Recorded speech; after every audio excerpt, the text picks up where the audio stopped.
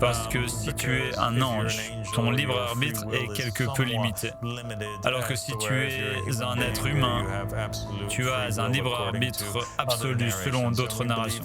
Et nous croyons que les traditions de Mohammed et de la famille de Mohammed, les hadiths, rendent très clair que Iblis et tous ses compagnons s'incarnent sur terre et qu'ils ont eu de nombreuses incarnations. Et les narrations disent qu'au temps du Qa'im,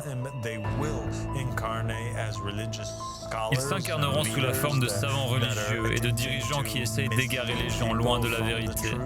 Que les Shayatines, ces anges déchus, s'incarnent réellement et deviennent des savants, des imams dans des mosquées, des lecteurs du Coran, des gens qui enseignent les narrations et l'histoire du prophète Mohammed.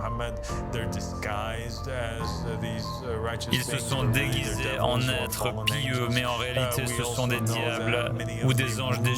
Nous savons aussi que beaucoup de dirigeants du monde qui sont désignés comme rois sont en réalité des incarnations d'anges déchus. Et nous voyons cet épisode dans le Nouveau Testament, celui de la tentation de Jésus-Christ, où le diable lui donne la possibilité d'être comme les autres dirigeants, d'être investi de l'autorité par Satan, comme preuve qu'il est celui qui nomme ses proches, les anges déchus, comme dirigeants et chefs sur la terre.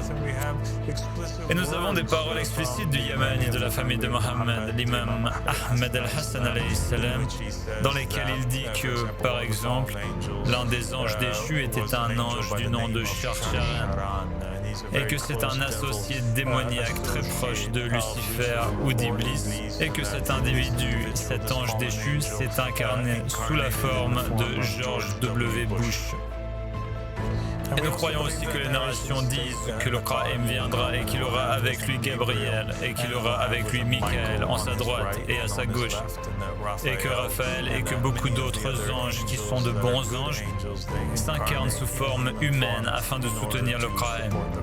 Et certainement nous avons dans cette darwa avec nous beaucoup de ces anges qui se sont incarnés sous forme humaine, et certains d'entre eux se reconnaissent eux-mêmes et ont des souvenirs de leur vie antérieure, d'autres non, et le Qa'im les connaît tous.